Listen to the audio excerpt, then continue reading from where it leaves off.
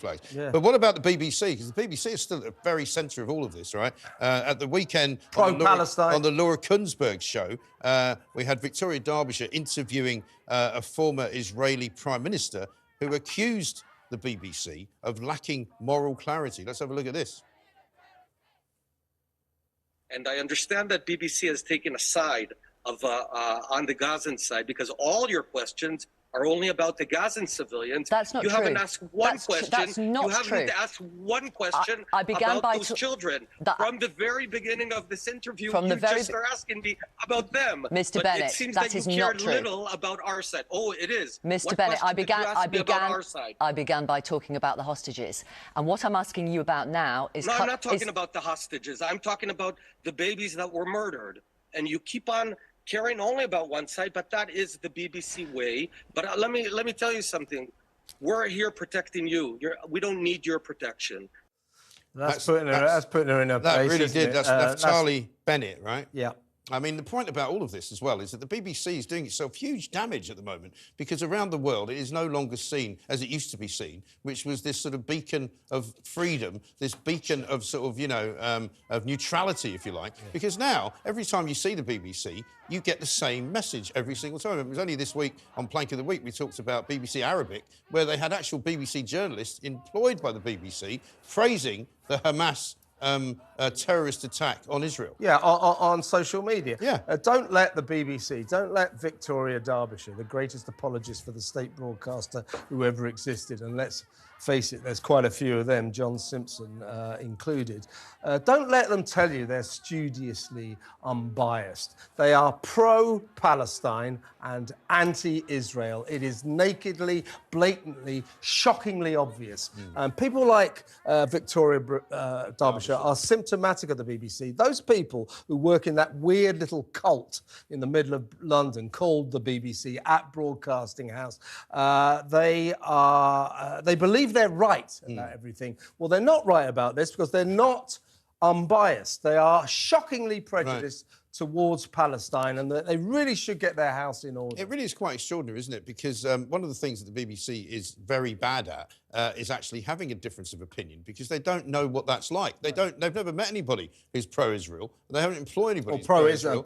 Yeah, you're right. What I mean? So they don't understand why some people might think that they're in some way asking the wrong kind of questions. But don't worry, though. If you do work at the BBC and you are feeling in any way distressed by what's going on around you, you can get some help, can't you? Yeah, this is what the BBC, the state broadcaster, is wasting our licence fee payer money on. Special mental health support for distressed BBC staff who are getting it in the ear, quite rightly, because of the BBC's refusal to call the awful, shocking terrorist group Hamas terrorists. Yes. They refuse to do that. And a lot of BBC staff are apparently facing abuse and attacks over this ludicrous policy, and now the BBC have offered their beleaguered staff the chance to have special mental health sessions to help them through this terrible crisis. No. Here's a better idea.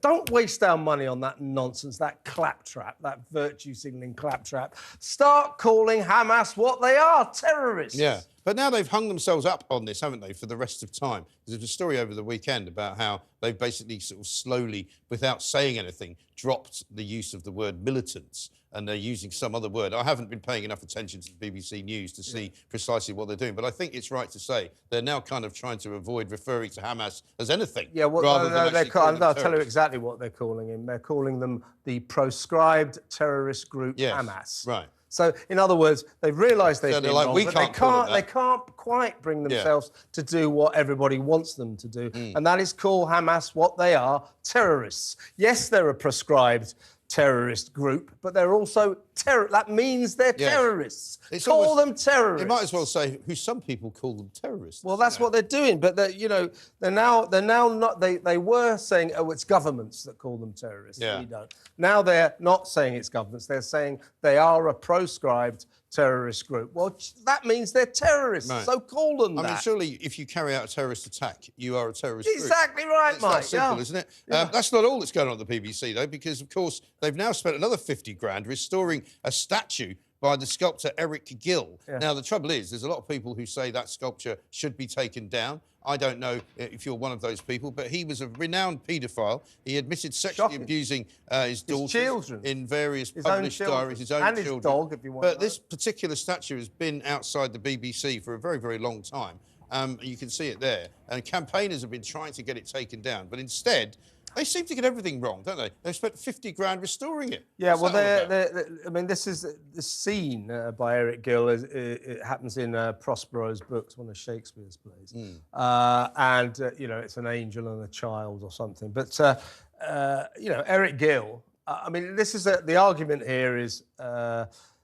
Do we stand by the art or the artist? The artist, Eric Gill, was an absolutely appalling human being, a paedophile who raped his own children.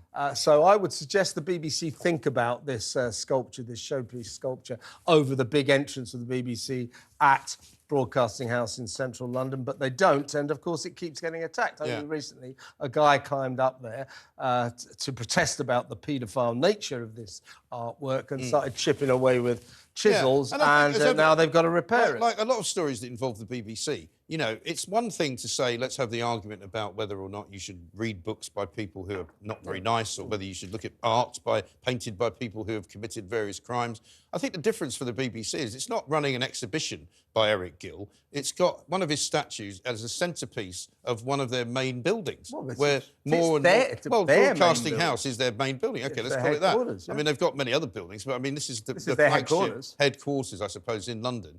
And, you know, it's not right for them to have that statue there, it seems to me. I think they should remove it. If they're so completely and utterly sold on the idea that it's such a brilliant statue, it has to go somewhere else, well, put it somewhere where it's not on public display. And why does the state broadcaster seem to keep having such an unhealthy relationship with paedophilia? Well, that's another You've got question. Jimmy Savile, now you've got this. I mean, it's kind of weird.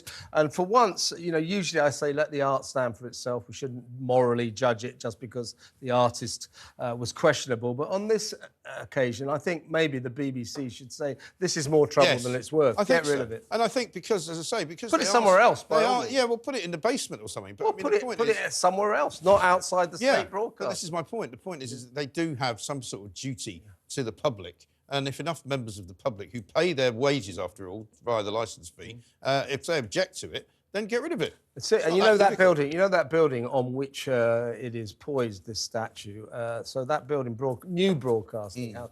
Guess how much of licence fee money the state broadcaster spent on its new headquarters? £1 billion. Oh, Hooray! Hurrah! Let's give them some more money to waste. Unbelievable. Unbelievable. Then they start Stop the licence fee. It's a nonsense.